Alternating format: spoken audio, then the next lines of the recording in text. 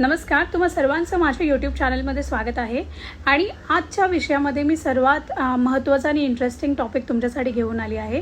आणि सर्वात कॉमन सर्वांसाठी तो टॉपिक आहे म्हणजे आपला दरवाजा, म्हणजे आपला द्वार, आपल्या घराचं मुख. आणि असं म्हटलं जातं की जेव्हा आपण आपल्या घराची वास्तू करतो तेव्हा द्वार कुठच्या दिशेला असावं किंवा दरवाजा कुठच्या दिशेला पाहिजे, कशा प्रकारचा दरवाजा पाहिजे, ह्या सगळ्या गोष्टी फार महत्त्वाच्या असतात. कारण दरवाजाची वास्तू किंवा आपल्या घरात एंट्रीची वास्तू ही 30% ऑफ द आपले वास्तूचे दोष नाहीसे करते. ठीक आहे. म्हणून आपण घर घेतानाही बरेच लोक विचार करतात की आपल्याला कुठच्या दिशेला घर घेतलं पाहिजे. तर आज जसं आपल्याला पहिल्यापासून आपण ऐकत आलो आहोत की आपल्याला ईस्ट किंवा नॉर्थ ह्या दिशेचा दरवाजा आपल्याला घेतला पाहिजे, ते अगदीच बरोबर आहे. पण त्याचबरोबर असं नाही आहे की बाकीच्या दिशेला असणारे काही दरवाजे वाईट असतात किंवा चुकीचे असतात. तर बऱ्याचदा असं होतं की प्रत्येक दिशेला असलेल्या दरवाजाचं वैशिष्ट्य आहे. मग ते कुठच्या पदाला आहे आणि कुठच्या देवतेची एंट्रन्स आहे हे जाणून घेणं फार गरजेचं असतं. जेव्हा कोणतेही वास्तुतज्ञ त्या पर्टिक्युलर वास्तूमध्ये व्हिजिट करतात तेव्हा द्वार हे कुठच्या दिशेला आणि कुठच्या देवतेची एंट्री आहे त्या घराची हे पाहतो. आणि त्यानंतर आपल्याला कळते की त्या घराची वास्तूमध्ये राहणाऱ्या लोकांच्या आयुष्यावर काय प्रभाव असेल.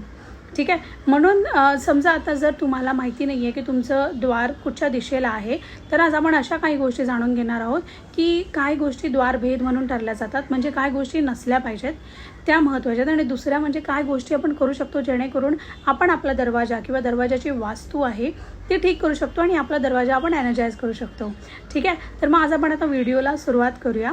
तर सुरुवात मी इथून करेन पहिल्यांदा की काय गोष्टी नसल्या पाहिजेत याची आपल्याला जाणीव असणं गरजेचं आहे. तर सर्वात महत्त्वाचं म्हणजे जर कोणी तुम्हाला सांगत असेल की तुमचा दक्षिणेचा दरवाजा आहे तर तो वाईट असतो, असं नाही आहे. दक्षिणेमध्येही सर्टन पद असतात की तिथे दरवाजा असेल तर तो वाईट असतो. बट अदरवाईज जर तुमचा दरवाजा कुठच्याही दिशेला असेल तर त्याला आपण एक सर्टन पद्धतीने एनर्जाइज करू शकतो जेणेकरून तो आपल्याला पॉझिटिव्हच इम्पॅक्ट देईल. ठीक आहे. तर कुठच्याही दिशेला तुमचा दरवाजा असेल तर पहिलं घाबरू नका किंवा निगेटिव्ह इम्पॅक्ट ठेवू नका, निगेटिव्ह विचार करू नका. कारण आपले विचारच सगळ्यात महत्त्वाचे असतात की आपण आपल्या वास्तूबद्दल कसा विचार करतो. तर डेफिनेटली आपल्याला पॉझिटिव्ह विचारानेच आपल्याला पुढे जायचं आहे. दुसरी महत्त्वाची गोष्ट म्हणजे आपल्याला हे जाणून घ्यायचं आहे की जर आपल्या दरवाजासमोर कोणता दुसऱ्या घराचा दरवाजा येत असेल तर तोही द्वारभेद म्हणून ठरला जातो, कारण एनर्जी फ्लो प्रॉपर होत नाही. दुसरं म्हणजे दरवाजासमोर जर खड्डा असेल, गटार असेल किंवा कुठचं झाड असेल तर तेही द्वारभेद म्हणूनच मानलं जातं वास्तुशास्त्राप्रमाणे. म्हणून आयडियली घराच्या समोर कुठचंही झाड असू नये. जर तुम्ही त्याच्यावर काही उपाय करू शकता तर तुम्ही नक्की करा. जर दरवाजासमोर तुमच्याकडे गटार असेल तर ते क्लोज करा आणि ते गटार जर तुम्हाला चेंज करता आलं, त्याचा वे काही करता आलं तर तुम्ही ते नक्की प्रयत्न करा. पण जर नाही करू शकत असाल तर ॲटलिस्ट त्याला क्लोज करा.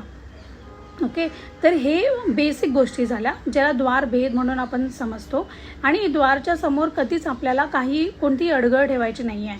म्हणजेच आपल्याला द्वारसमोर कधी आपण उरलेल्या वस्तू म्हणजे आपले स्टूल, टेबल्स बऱ्याच घरांच्या बाहेर मी पाहिलं आहे की ठेवलेले असतात.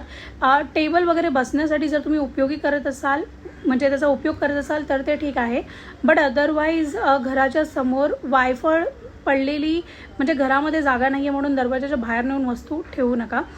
घराच्या बाहेरचा जो एन्व्हायरमेंट आहे तो क्लीन आणि मोकळा असलेला जास्त चांगला असतो.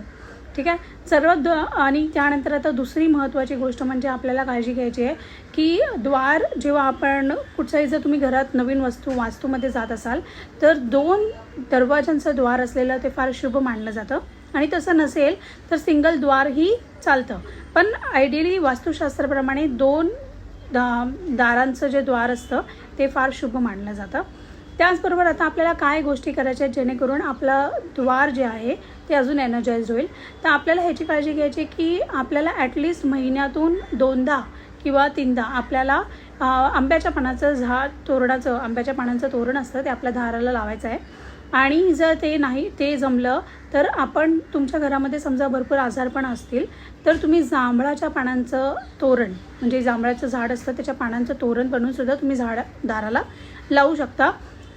ते आंब्याचं झाडाची पानं आणि जांभळाच्या झाडाची पानं अशी मिक्स करून तुम्ही तोरण दरवाजाला लावू शकता.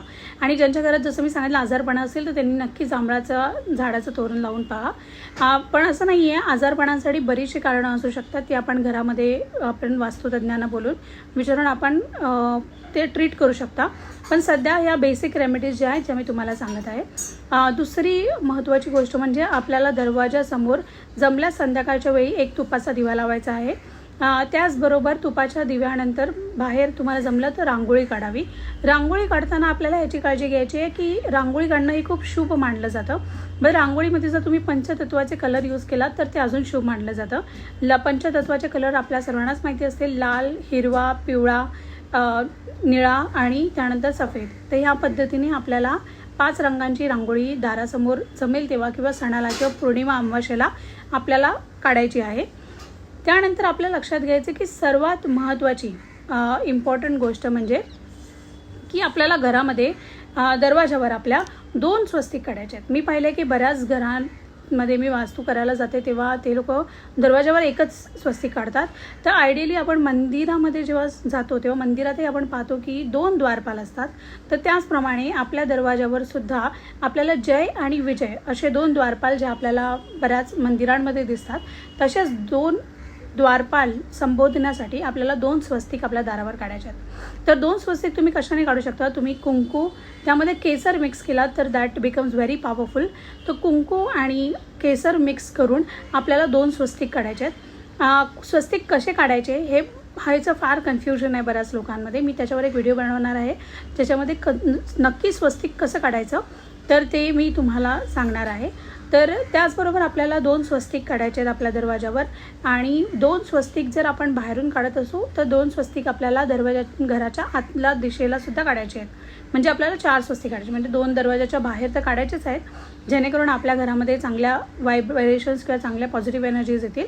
आणि आपल्याला आपल्या घराच्या आतमध्ये सुद्धा आपल्याला 2 स्वस्तिक काढायचे आहेत. ठीक आहे. उंबरठा जेव्हा आपण बनवतो तेव्हा याची काळजी घ्यायची की उंबरठा नेहमी हा लाकडाचाच असावा. आजकाल बऱ्याच घरांमध्ये मार्बलचा उंबरठा वापरला जातो, पण मार्बलचा उंबरठा हा मोस्टली टॉयलेट्समध्ये वगैरे यूज केला जातो.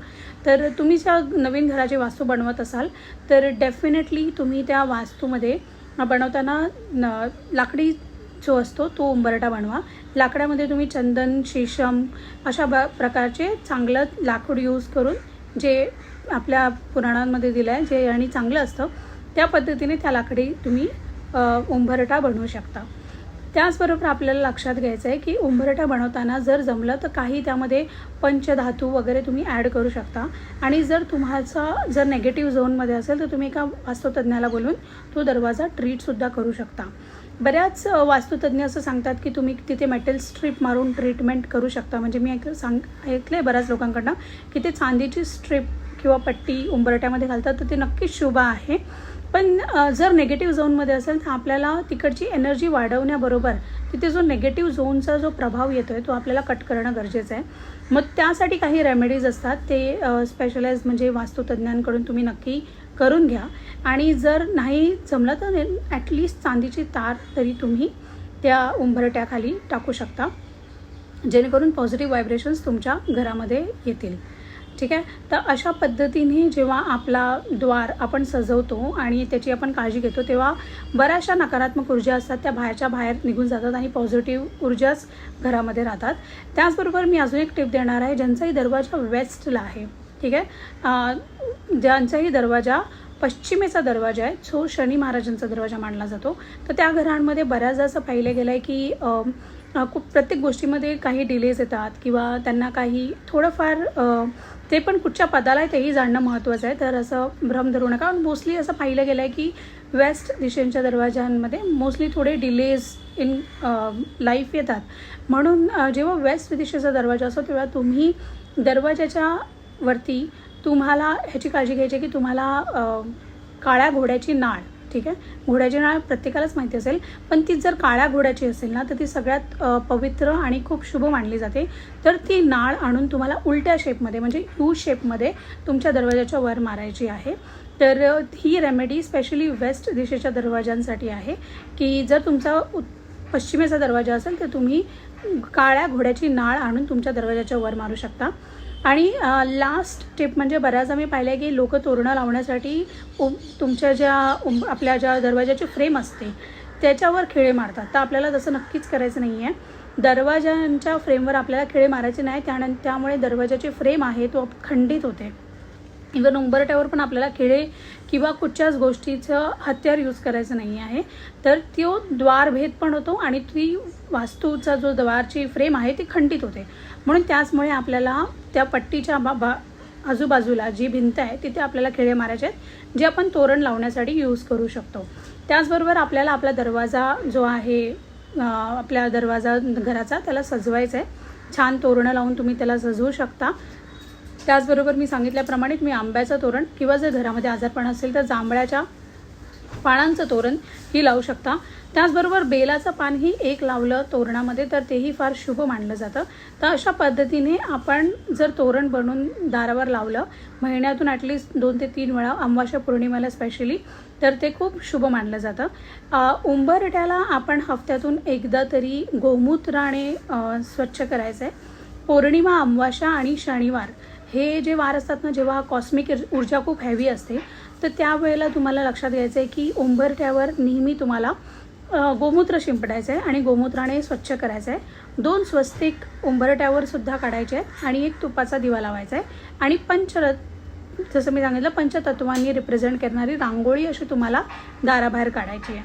ठीक आहे. तर ह्या सर्व गोष्टी केल्यावर नक्कीच तुमचा दरवाजा आहे तो तुम्हाला 100% रिझल्ट देतो आणि खूप एनर्जी प्रोव्हाइड करतो आणि बऱ्याचशा नकारात्मक ऊर्जा दूर होऊन पॉझिटिव्ह ऊर्जा तुमच्या घरामध्ये येतात.